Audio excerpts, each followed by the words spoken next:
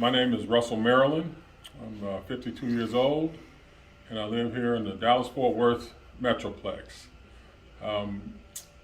Just glad to be taking part of this wellness challenge that the NFL and Dr. Oz is putting on. I appreciate that. And normally, I'm not that person. You know, I like to be able to do my own thing alone in my separate corner, but you know, I told my wife about this and my kids. I have 3 beautiful kids, and they said, "Dad, you need to do this. You need to take part in this."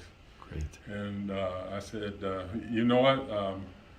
Yes, you're right, because you know, I've been blessed to have 52 years on this earth, but as a big man, you know, years aren't really promised them. You know, I don't know how many more years are promised them. So, well, growing up, you know,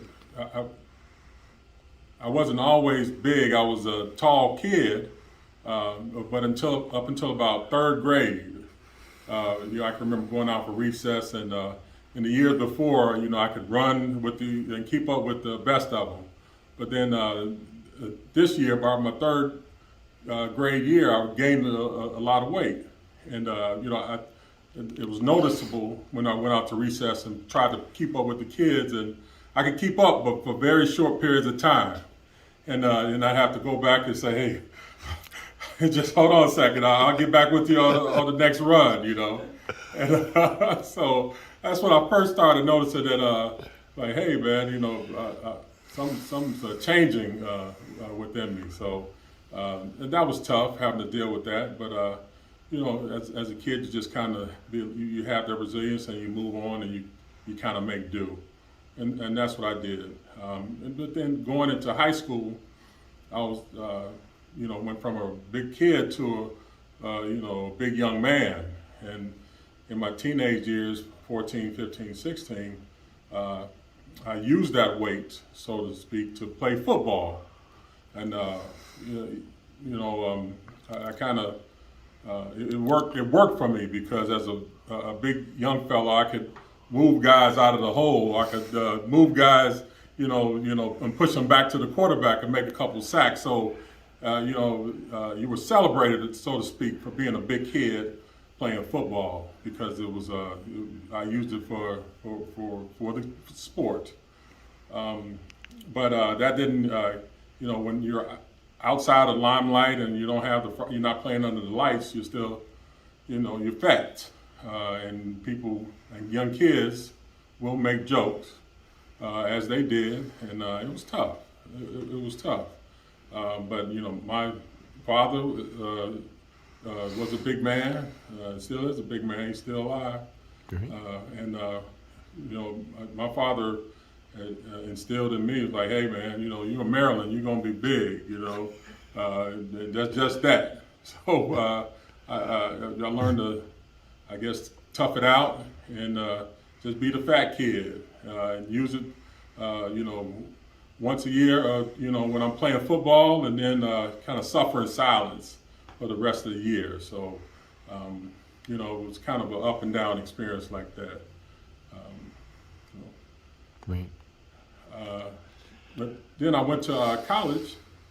You know, I got a scholarship at the University of Miami, and I stepped on campus at a grand 317 pounds. And I was just a few months into turning 17 years old.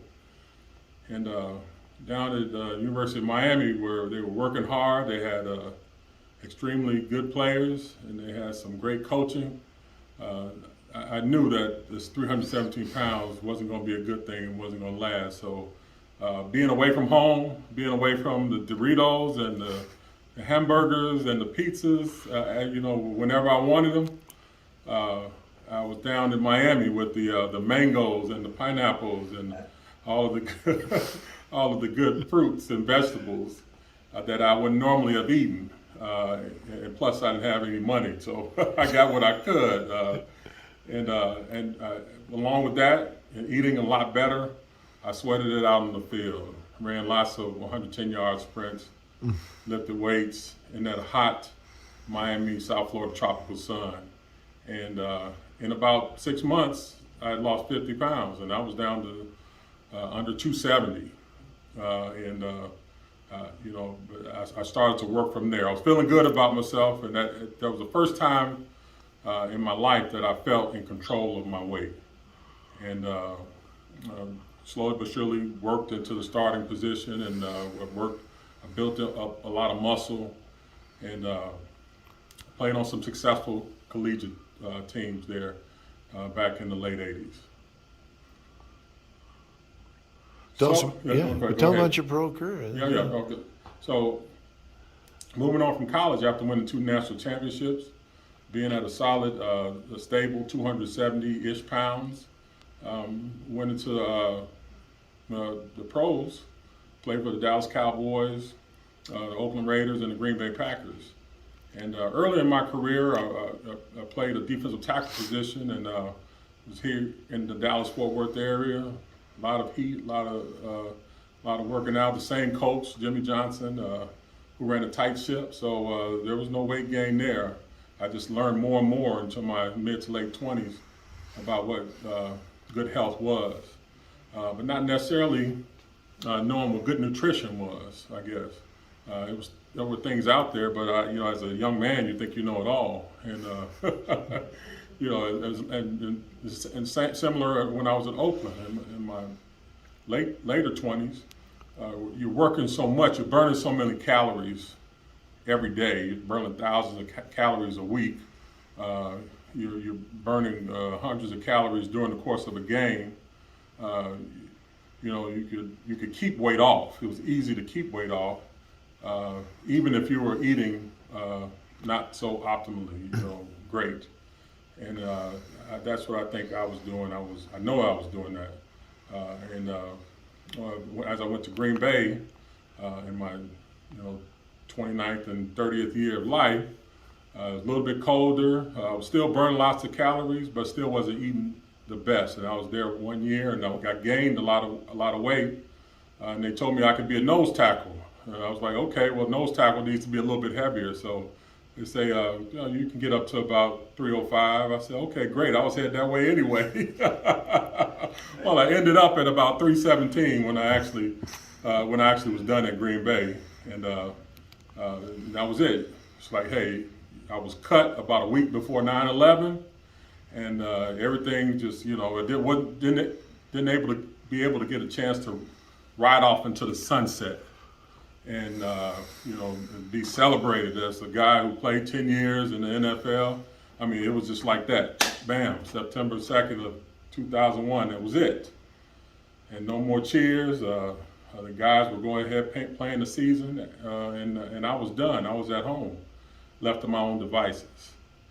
So I think that was the kind of time where gradually the weight started coming on, because the eating never changed. The eating never was great, but the amount of calories burned every day had gone down, because I wasn't out there butting heads and tackling the running backs anymore. And so the weight started creeping up. Great. And so now, which is about 20 years later after that, you know, here I am, you know, on the upside of 300 pounds, you know, closer to 400 than I am 350. And now it's time as a 52-year-old man to say, hey, I got beautiful kids that are slowly moving out of the house doing their own thing, and they want dad to be healthy, and they want dad to be around for many more years. And I want dad to be around for many more years so I can see grandkids and really be able to enjoy them. So that is why I'm here talking to you guys right now. And this is day one. This is day one to a better life.